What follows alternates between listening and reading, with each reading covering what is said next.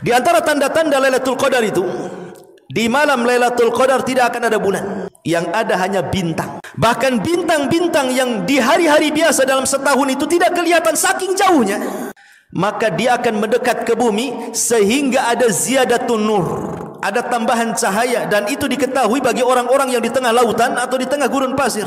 Ini satu. Yang kedua, di malam itu tidak ada meteor satupun yang jatuh ke bumi.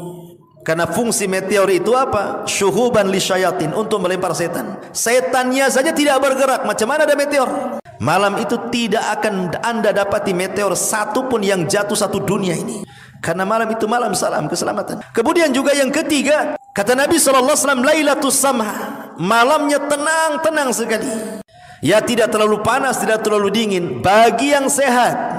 Kemudian juga, apakah harus seperti itu? Maksudnya cuacanya sepoi-sepoi, angin tidak terlalu kencang, senang? Enggak, terkadang Lailatul Qadar pun bisa terjadi dengan hujan deras.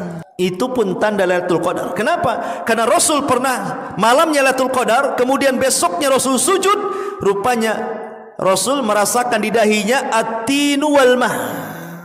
Jadi ada air dan tanah yang menempel di dahi. Maknanya malamnya hujan.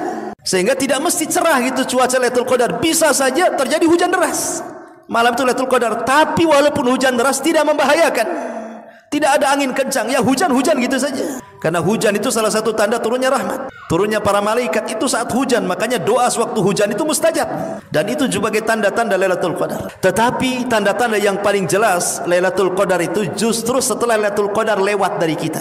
Kapan itu? Di pagi hari.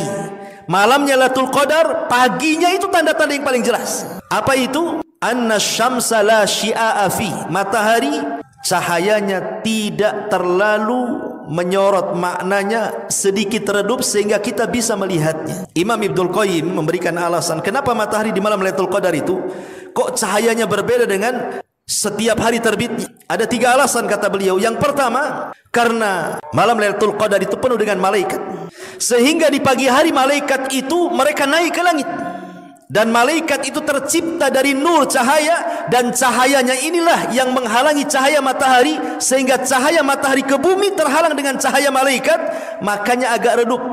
Yang kedua, di dalam hadis Nabi SAW, kenapa kita dilarang solat saat terbit dan terbenam? Karena di situ ada 2 tanduk syaitan, dan malam Lailatul Qadar tidak ada setan, sehingga setan tercipta dari api, kemudian matahari juga punya panas seperti api, sehingga ketika api bertemu dengan cahaya matahari, makanya kemudian silau sekali.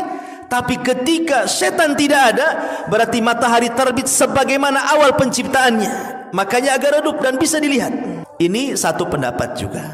Tapi juga ada yang mengatakan tidak. Kenapa matahari dibuat redup seperti itu? Ya karena Allah ingin menguji orang-orang yang mujtahid saat mencari Lailatul Qadar. Sengaja Allah buat tanda-tanda yang jelas itu setelah lewatnya, bukan di awalnya gitu loh.